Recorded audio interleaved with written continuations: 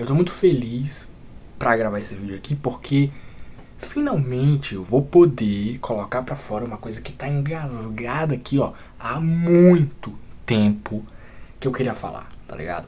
Então já se inscreve nesse canal e deixa o teu like, porque obviamente você viu aí no título do vídeo que eu acho Sopranos uma série muito chata.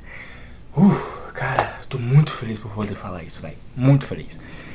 Por que eu tô fazendo esse vídeo? Por que eu acho que Sopranos é uma série chata? E por que você precisa saber disso? Porque, mano, é o seguinte. O que eu mais vejo por aí no YouTube é os caras, né, que indicam séries, né, os canais de séries aí, falando que Sopranos é a melhor série já produzida, a melhor série já feita na história e que nenhuma série chega aos pés de Sopranos. E cara, eu tenho que dizer uma coisa. Eu discordo plenamente de todos os argumentos que essa galera usa pra dizer que Sopranos é a melhor série já produzida, já feita na história. E não, dizer que a série é chata não é dizer que a série é ruim. Mas o fato de ela não ser ruim não torna ela a melhor série de todos os tempos. E eu vou provar pra você nesse vídeo, tá? Já avisei que vai dar merda isso. Então, sem mais delongas, se inscreve no canal, deixa seu like e vamos lá.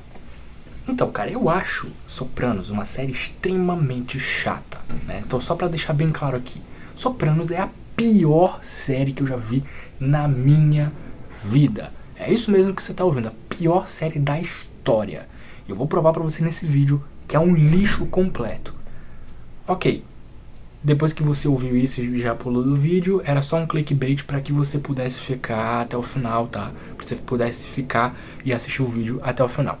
Eu quero dizer que é o seguinte, cara, por que eu acho essa série ruim? Eu não acho ela um lixo, a pior série, porque sim, ela tem um roteiro muito bem feito, excelentes atuações, uma excelente trilha sonora, a fotografia é muito boa.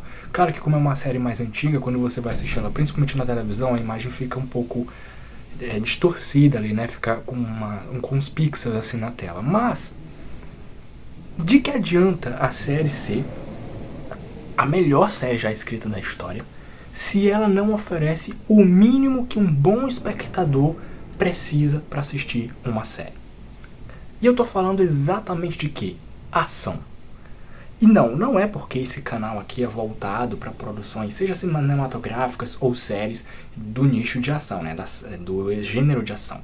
Mas porque, quando eu falo de ação, eu não tô falando de tiroteio, eu não tô falando de sequências de ação tipo John Wick, não é isso que eu tô falando. Eu tô falando do ritmo, tô falando dos acontecimentos.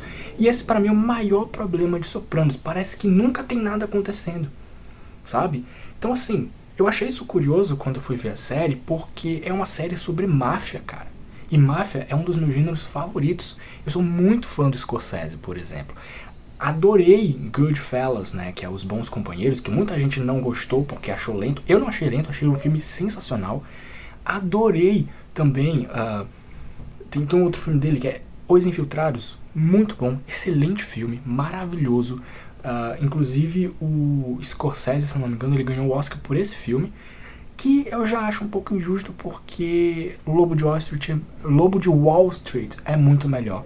Mas, cara, eu simplesmente não consigo entender por que o David Chase, que é o criador de Sopranos, construiu a série do jeito que ele construiu. Sim, existem explicações para isso, né? A explicação é que o David Chase, na época em que ele construiu a série, ele odiava séries da TV tradicional, né? Então você tinha na década de 90, que foi quando o Sopranos estreou, você tinha séries como Arquivo X, CSI, Friends. Todas essas séries, elas tinham um formato que era o seguinte: cada episódio tinha um gancho no final, que é o que a gente chama de cliffhanger. O que é o cliffhanger? É quando você tem um acontecimento extremamente interessante, intrigante, importante, que eles deixam no final do episódio para que possa você assistir o outro, ou seja, para segurar a audiência. É tipo aqui no Brasil, se você pegar uma novela, basicamente 99% das novelas tem um gancho no final, né? Se você pegar, por exemplo, a Avenida Brasil, a cada final de capítulo tinha aquela imagem congelada e era sempre um acontecimento que você ficava, pô, mano, olha só o que aconteceu, amanhã eu quero ver o capítulo de novo. O senhor não vai morrer. Como? Vão matar o senhor.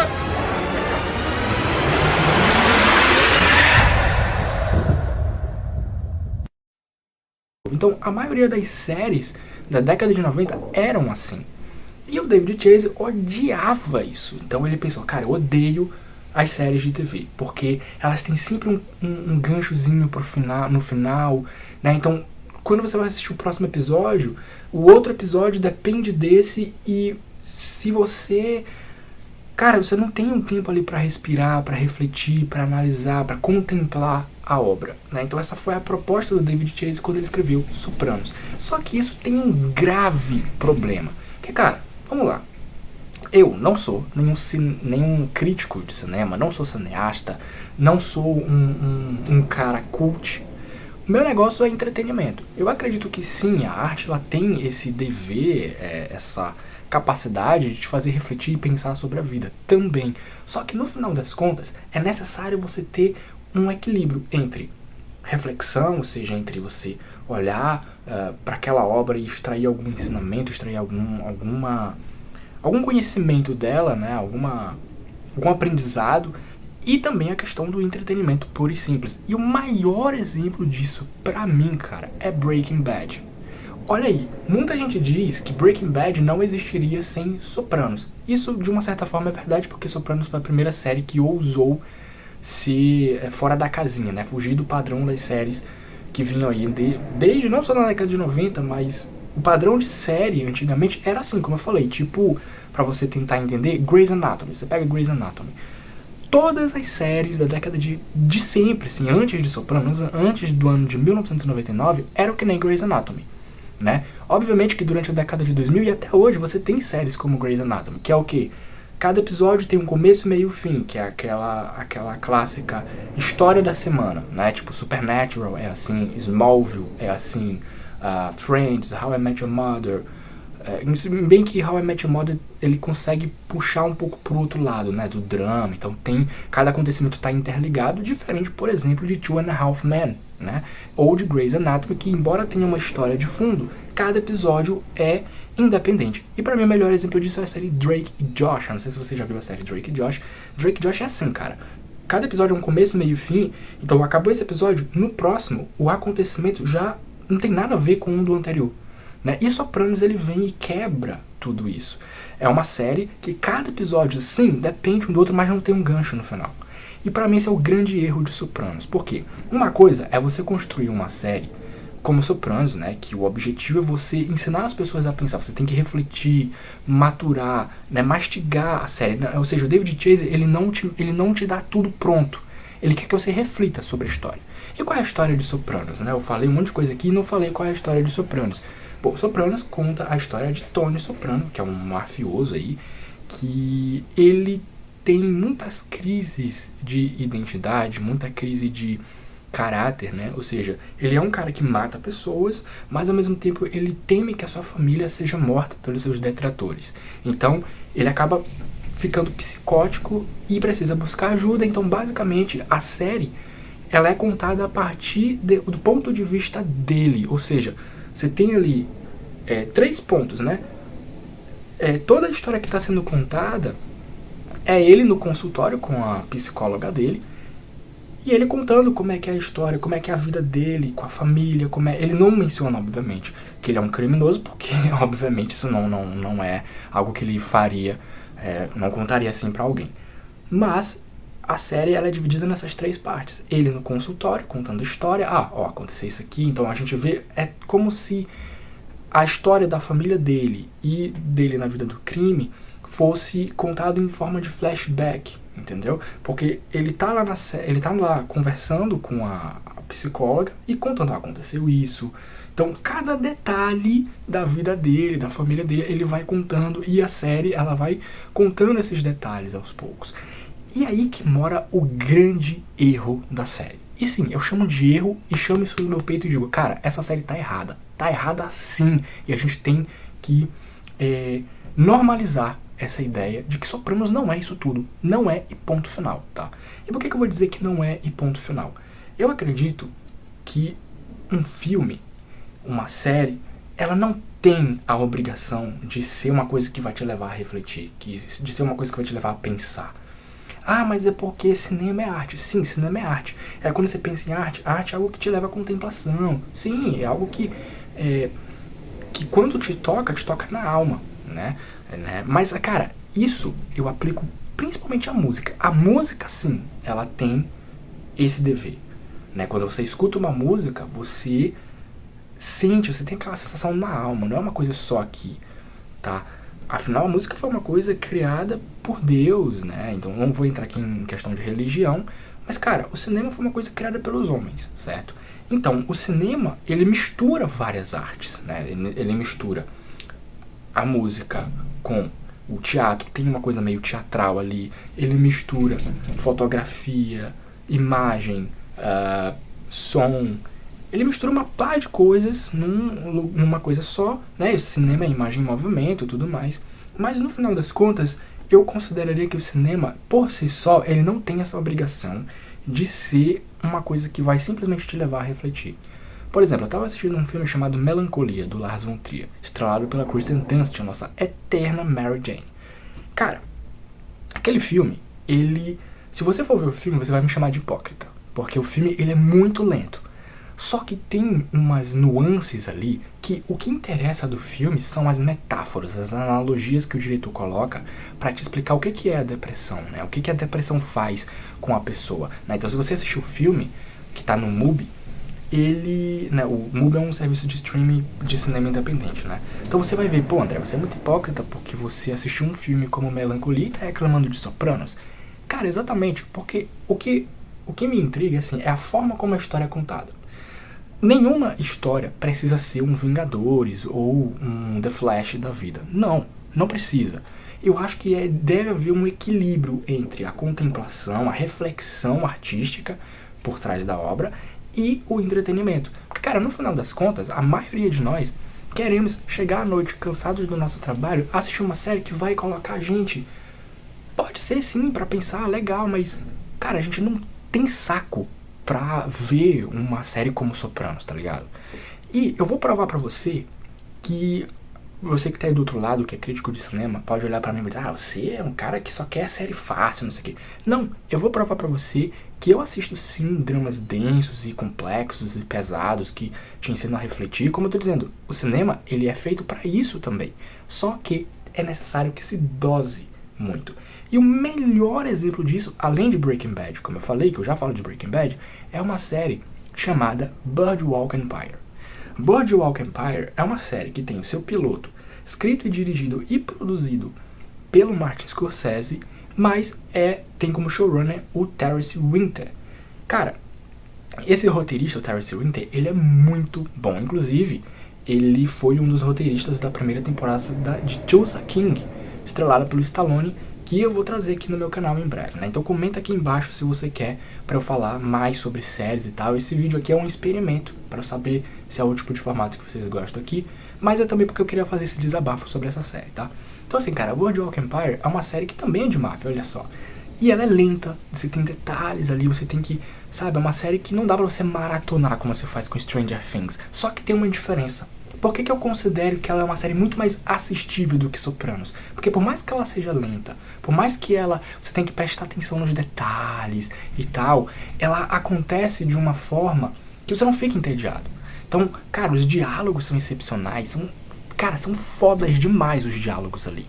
Sopranos também é. Só que o problema de Sopranos é que é só diálogo. É diálogo, diálogo, diálogo, diálogo, diálogo, diálogo.